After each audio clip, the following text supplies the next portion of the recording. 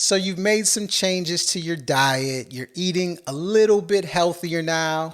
You've added some mindful practices so your mental health is in a really good place, but you're still not where you want to be. You're still dealing with sickness. You've got ailments. You've got pains. You're still dealing with some dis-ease within the body and you just can't seem to get it right. Well, I'm going to tell you the reason that you're not where you need to be is pretty simple. You're still eating too much cooked food. Cooked food adds a tremendous burden to your body. And when you do that, you are limiting the amount of energy, electromagnetic energy that your body utilizes to ultimately heal itself. So you're doing good, right? You're on the right path, but cooked food, having an abundance of cooked food in your diet is truly, truly holding you back, right? So let's start with the beginning aspects of eating cooked food. Anytime you cook your food, you're dealing with nutrient degradation, meaning the amount and quality of the nutrients that you're actually getting from the food is severely lessened when you put fire to it. Nutrient degradation starts at 110 to 120 degrees. Think about how hot you cook your food, whether it's in the oven, cooking it at anywhere from 350 to 500, whether it's on the grill, cooking it anywhere from 300 to 600, depending on what you're cooking, or if you're putting stuff in the microwave and what that's doing to your food. Like, you are severely degrading the quality of nutrition that you're receiving from that food. So when you're receiving lackluster nutrition, your body is going to manifest that way as well. You're not getting the quality materials that you need to build the body, right? It's like if you're building a house and you got subpar tools and subpar materials, you're going to get a subpar home. So that's the first thing, nutrient degradation. People don't understand that because they just merely look at the amount of nutrients they're getting, but they're not looking at the quality of those nutrients. So it's very, very important that you understand the power of nutrient degradation. All right. And then look, the foods that you're eating when you cook them are not, they're not foods that your body is meant to digest and is meant to eat, right? Anytime you cook something, you are changing the chemical composition of it. So even if you're cooking vegetables, right? Let's say you're cooking a tomato, you eat a raw tomato, that is built for the body, right? The body recognizes that food, and that is ultimately alkaline forming. But when you put fire to it and you cook it, you change the chemical composition of that tomato. Now, that is an acid forming food and no longer as nutritious and quality as it was when you were going to eat it raw. Your body has to create specific enzymes to be able to digest cooked food versus when you're eating raw food, it does not. That's the difference between simple carbs and complex carbohydrates. All right. So understand that when you're cooking your food, you're changing the chemical composition of it. Now it has become foreign to the body. And also think about the foods that you are cooking, whether it's rice or whether it's beans or potatoes, or we go even worse and we get into the meats and then the fish, and then even worse than that, the processed foods. All these different aspects are foreign to the body, not meant to be digested by the body and add extra burden to the body. Like we talked about before, extra burden to the body means you are getting less net energy to complete the healing process. All right. So when you cook something, in essence, you're removing the water from the body. All healing that goes on within the body needs water, needs hydration. Inflammation itself. When you have tissue that is damaged, your body is going to flush as much water as it can, if available, to those spots to start the healing process. Is it painful? Yeah, it's painful sometimes, but that's a part of the process, right? Your body needs hydration. Your body needs hydration to have a bowel movement. If you're dehydrated, what happens? You become constipated. Well, guess what cooking does? Cooking dehydrates your food. All right? So if you're eating a bunch of dehydrated food, that means the food that you're getting lacks hydration. And when your body lacks hydration, you're not getting the right materials that you need to continue the healing process. In addition, when you're eating a lot of cooked food, you're adding to disease. You're adding disease-like conditions to your body. So not only are you not healing what ailments you're currently dealing with, you're also causing new issues within the body. Don't matter where you're at on your journey, just understand that eating cooked food is going to bring you multiple steps back. And look, if you were at 90%, now you're at 80, and maybe you're getting to 70% cooked food and you're just slowly implementing raw, props to you. That's what you continuously have to do. It's a journey. It's a marathon, not a sprint at the end of the day. But just understand, if you're wondering why certain things aren't healing or certain things aren't changing, that is the biggest culprit. It's not genetics. It's not these other things. It's the cooked food.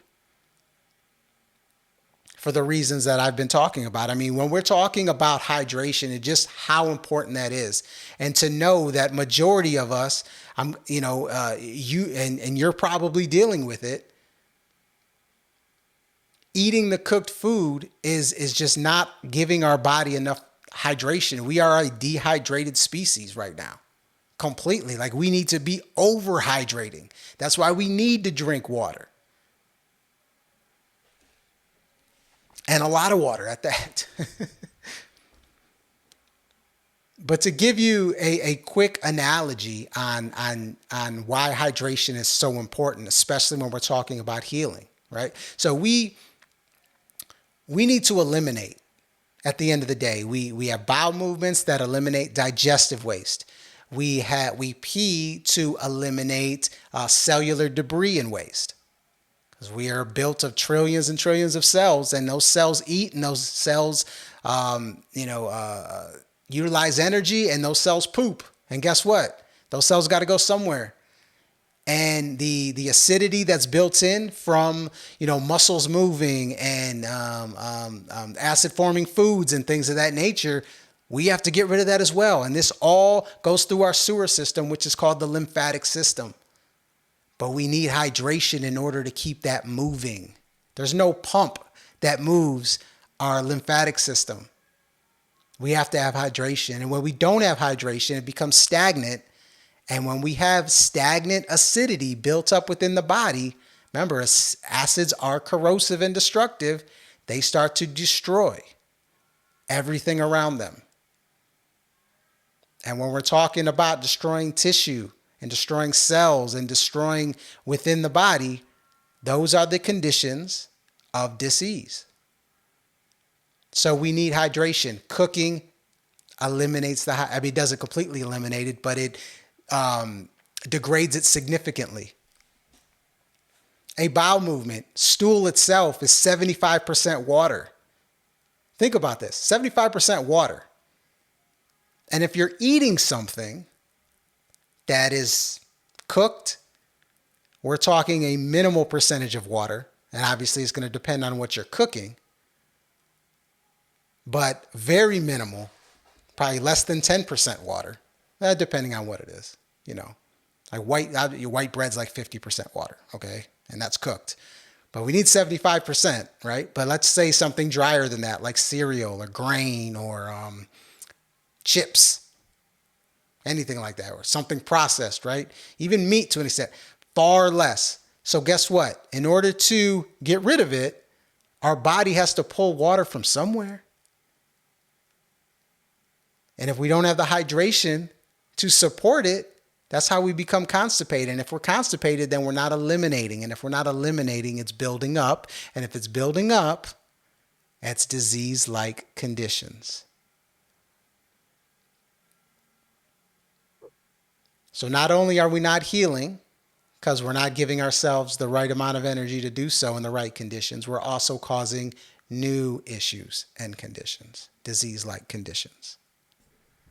Now, if this resonates with you guys, make sure you hit that subscribe button and hit the notification so you get notified anytime I do drop new videos on natural health and diet. And if this is resonating with you, make sure you give me a thumbs up. But the energy aspect, because our body is a self-healing organism. So you're doing all these great things, but you're still, it's still not where you want to be. It's because your energy efficiency isn't right. Meaning, everything we eat provides us energy, but it also causes a level of burden. And the burden comes in the digestive process. The digestive process itself is the most taxing, energy taxing thing that the body actually does. That's why when people eat heavy meat meals, they go into food comas because they don't have any energy left. If you look at carnivores, look at lions. Yeah, they're 100% carnivores, but they sleep damn near 20 to 22 hours a day because their body is so taxed in the digestive process. If you eat meat, it takes anywhere from 8 to 24 hours of digestion. Think of how much energy that takes. So you want to eat foods that are high energy foods and cause the least amount of burden. In essence, you end up with the most net amount of energy you can for the body to do what it needs to do and heal itself, get itself to a state of balance. So if you are dealing with ailments, that's why it's so important to implement so much raw food into your diet. So that's what's going on when you're eating cooked food, because look, most of the things you cook are going to be what? Starches, complex carbohydrates, meats, processed food, fish, even cooked veggies to an extent, because what are you cooking them with? You're probably cooking them with oils. You're probably adding seasonings to them. All these things cause a heavy amount of burden to the body. And when you cook something and change the chemical composition of it, now you are not getting as much electromagnetic energy. And this has been actually measured in angstroms. Angstroms is the measurement unit for electromagnetic energy. And a tomato, I think it was a tomato. This is from Dr. Morse's detox book. A tomato was measured, a raw tomato had roughly about 8,000 angstroms. But when they cooked it, it's like cut in half, like 4,000 angstroms. So the moment you cook anything, you are depleting a lot of the energy in that food. Why? Because like I talked about earlier, to keep it simple, like water is an energy conduit. Like when you start getting rid of the water, you're getting rid of a lot of the energy in that food. So when you cook something, now you're getting a minimal amount of energy and causing a high burden on the body to digest it. So you're not getting a good net amount of energy. Therefore, your body doesn't have enough energy. The autonomic nervous system does not get enough energy to heal. Not to mention, if you're digesting all day, your body doesn't have the opportunity to heal.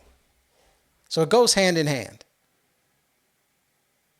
So to summarize, when we're talking about, healing and getting your body to a point where it starts, fixing some of the things that you're dealing with, regardless of where you are on your health journey, it's important to understand what the culprits are. Cooking your food is going to be the number one culprit. Why? Like I talked about, you're putting more burden on your body and not receiving enough net energy for the body to actually heal. Remember, the body's a self-healing organism. Number two, you're changing the chemical composition of the food. What was, if you raw vegetables or raw fruits versus cooked, and then we go all the way down the line on what you're cooking, it's foreign chemistry to the body. You're adding acidic elements to a body that needs alkaline foods. And then when you have this foreign chemistry, most of which cause acid forming ash in the body, you're not giving it enough hydration now because you've cooked the hydration out of it. And now you don't have enough hydration to eliminate the food or the cellular debris, the acid ash from the body. And then it starts to build up and accumulate and cause new disease-like conditions. All these things added up are the reason that you're not healing. The great part about it is that you have the power to change it. I always say, if you're at 90% cooked, 10% raw, let's get to 80-20. If you're at 80-20, let's get to 70-30, and so on and so forth. See how far you can go with it. See how your body changes. When you give your body the amount of energy, or some say the amount of rest, because you're not digesting so damn much, man, you'll be amazed on what your body can heal. Amazed. So whatever you're dealing with, whatever it is, you got to give your body the right materials. And once again, cooking causes nutrient degradation. You're not getting the quality materials. You're getting lackluster. You're getting secondhand materials. You're getting used materials. And we're talking about your body here. We're not talking about some house that we're building. We're not talking about a clubhouse. We're talking about your body, the most sacred temple you have. You want to give it the best materials you possibly can. That's how you give yourself a fighting chance. And I don't care what the issue is. This is where it starts. It starts with the diet, and it starts by eliminating the cooked food as much as you can.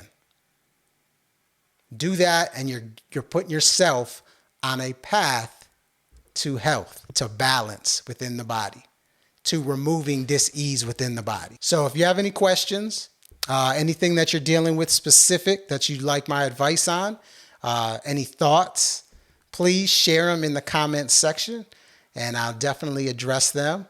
But I hope this resonates with you.